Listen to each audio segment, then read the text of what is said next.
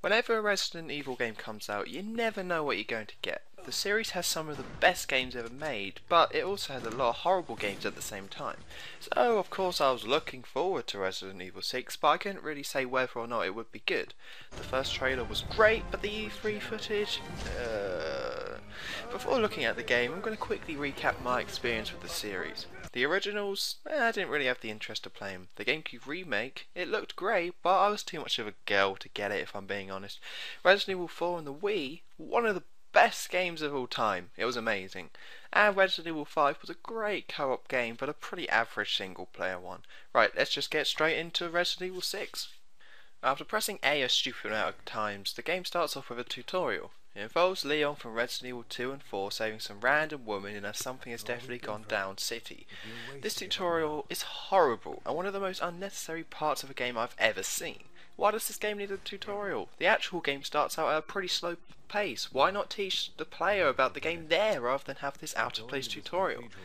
Let me ask you something. How many great games do you know that starts with a tutorial that lasts more than a minute? Super Mario 64, a game that introduced people to controlling a character in a 3D world, didn't need a tutorial, so why does Resident Evil 6?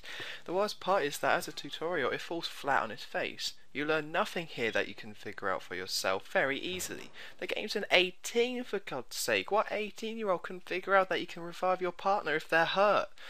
The first half of the tutorial is dragging the random woman to safety, hitting her up and killing your first zombie.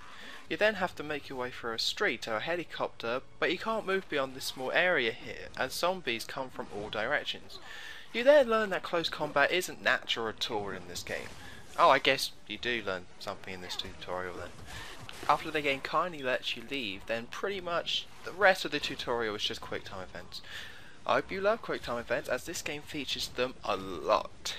You finally finish the tutorial after some might be excited but these moments have real no context yet moments and get to choose who to play as.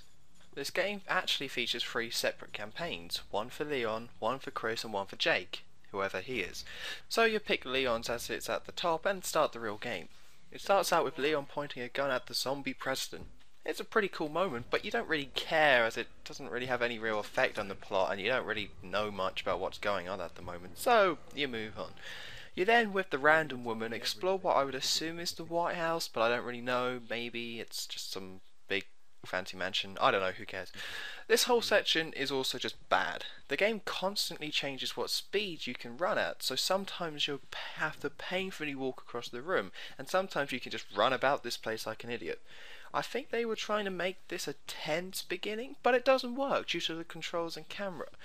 You see, if you dictate a player's controls, it sucks any tension that one player might feel because the player doesn't feel they have true control anymore, meaning that the player can't get sucked into the atmosphere because they're not affecting the actions on the screen and it's not happening to them anymore.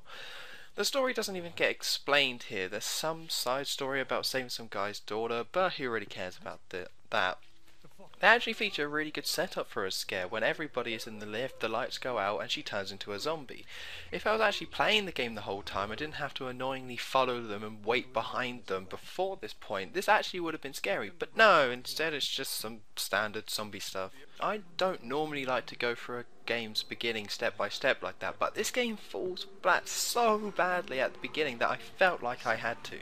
After the first hour, I just put down the game and waited a good while to play it again. Quick time events, no story introduction, and just horrible controls was the beginning of this game for me.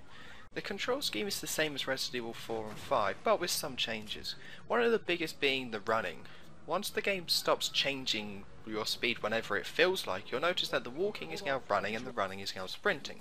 Also, the aiming has been changed so you can't be as accurate. A cover system has also been added and you can dive to the floor and hang out there for a bit if you want. The controls are not good. Capcom wanted a more action-oriented game here, hence the change in controls, but the simple solution would have to give the player free aiming and the ability to shoot all the time, like in a game like Gears of War. The main problem is that avoiding attacks is now frustrating, as this isn't helped by the fact that enemies now move at a much faster pace. This results in a lot of fights becoming a mess as you awkwardly try and avoid enemies' attacks while trying to shoot at them at the same time. Resident Evil 4 had a new control scheme, so every fight in that game was planned and designed around it. Here, none of the fights feel like they were well planned, and that there's very little understanding of what it means to have a third-person shooter. You need to be somewhere, enemies need to be at the other side of the room, or at an objective, or blocking your way, and you need to shoot them so you can get past them. Not just random stuff, them coming towards you, it's just everyone feels really messy, especially in Chris's campaign. The story of this game is that pretty much there's some viruses going around and some stuff is seriously going down and you're trying to stop it. I won't go into all the details of the story because you really just need to play it to experience it. What I will say though is that if you enjoyed the over-top silliness of the other games, then you're going to be right at home with this game. The writing and cutscenes are actually the best they've ever been, but for every great moment and every cool cutscene, there's always some cheesy dialogue and just something a bit dumb.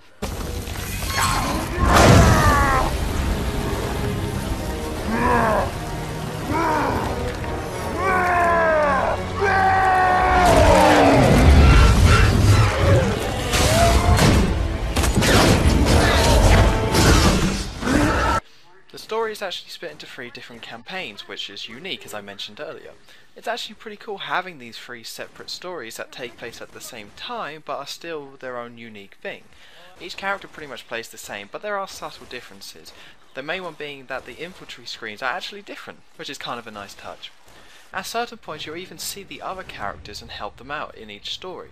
So Leon's story is like Resident Evil 4 but on steroids. There are some slower parts in this campaign, but there is a lot of balls to the wall actions with explosions and chases and all that cool stuff.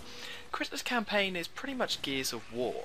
There's a larger amount of shooting and actually a lot of enemies have guns, so there's a lot of cover-based shooting here. But you also do fight a lot of mutated creatures. Jake's campaign is probably the worst of the 3 as it's very bland and you end up just repeating a ton of sections you already did in Leon's and Chris's campaign, which is never good. These different campaigns represent something that I think both Resident Evil 4 and 5 got right: variety. The game features a crazy amount of different locations and gameplay styles. Sure, the controls don't quite fit right with every single style they represent here and can sometimes be annoying, but you're never really doing the same thing for very long, which is something I really enjoy. I personally don't have a problem with the fact that this game is more about action. It helps towards the sense of the whole world going to hell. It would have been nice if there was more survival horror parts, but let's be honest, survival horror is as dead as point and click games. And yes, I know Slender is pretty big right now, but that doesn't really count as a real game.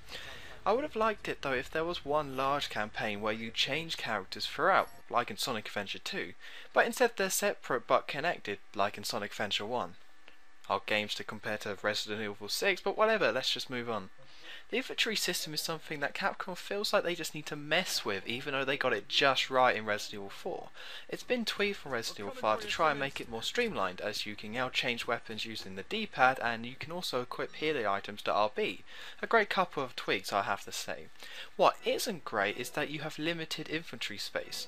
You don't even notice it at the beginning of the game, but later on when you have all your weapons in your infantry, you reach your limit at the worst possible times. Ammo and grenades stack up, but only to a point, so you can have 5 grenades taking up 1 spot, or 6 grenades taking up 2. This is bad because there's a lot of shooting in this game, and there'll be time where you run out of ammo for a gun, have some random item fill up that last spot, and then you have to do some item sorting, which doesn't pause the game, so you're going to be attacked in the middle of a battle as you're trying to desperately pick up some ammo. If you're going to remove infantry management from Resident Evil to make a more action-based game, then that's fine. But why limit the infantry space? It's not really a big deal, but it's such an embarrassing decision from Capcom that I had to bring it up. Speaking of bad decisions, for some reason the ammo is as restricted as it was in Resident Evil 4 and Resident Evil 5, meaning that you will run out of ammo. A lot. This leads to a lot of running around in a lot of fights like you're a complete idiot trying to find some ammo from a dead enemy. There is an option to have an unlimited ammo, but how about this? How about you put some effort into making your game actually work, rather than just going, oh god, we messed up the whole ammo, how much there is in this game, just add unlimited ammo, there we go, game fixed. The fact that you can have unlimited ammo makes the limited infantry space even more confusing. I'm sure a lot of people want to know how the co-op is in this game, and it's great. The co-op focus is just as strong as it was in Resident Evil 5, as the whole game is two-player. Fortunately, for anyone who just wants to play by themselves, there's three big changes to help along with this. The first is that the AI feels more helpful in this game. I don't know, I don't think it actually has been changed that much, but they just feel better. I just like them more. The second is that your AI partner doesn't have infantry anymore, so no more pointlessly standing around trying to decide where to put your herbs. Thirdly, the AI can't get knocked down or killed, so you don't have to worry about them at all. Resident Evil 5 fell down because you just couldn't play it single player without too much messing around. Here you can play it single player and have no problems. It's great. There are many sections in this game where you have to rely on the second player, so it's still a fun co-op game, but they never get in the way of the single player. The one complaint I have about this is that the game is designed around the fact that you can be picked up, so it's harder to not take damage. This is something I'm very sick of, as I'd rather have a slower paced game where when you die and it's your own fault, than a chaotic game where fights become a mess as you can always just get picked up. It's something that I'm really starting to hate in more recent games, for example Borderlands 2. As not completely dying when you run out of health straight away makes the game feel less about skill and more about it just becomes messy. If you hate quick time events, then stay away from this game, as they're everywhere. When you get attacked, when you're hurting certain enemies, during cutscenes, they're everywhere. I personally don't like quick time events, but you do get used to them after playing the game for a few hours, and some of them are actually kind of cool, like when you're landing the plane as Leon, but most of them still feel unnecessary and a bit out of place. The oddest thing is that for some reason they're harder in Jake's campaign than Leon's and Chris's. There's no reason for it, they're just tougher. I don't know. The poor decisions and annoying gameplay aside, it's hard to say that this game is awful. It's very ambitious, and there are a lot of great moments and cool setups in this game that I haven't even mentioned. I've heard some people say that this game has an identity crisis, which I don't fully agree with. It tries to do a lot of things and doesn't fail there, it just fails in the execution of certain sections, gameplay wise. I couldn't 100% recommend it to anyone who enjoyed Resident Evil 4 or 5, but it's something that comes really close to greatness, just doesn't quite pull it off. My score is 6.5 out of 10. I wish I could give it higher, but it falls flat too many times to be considered amazing.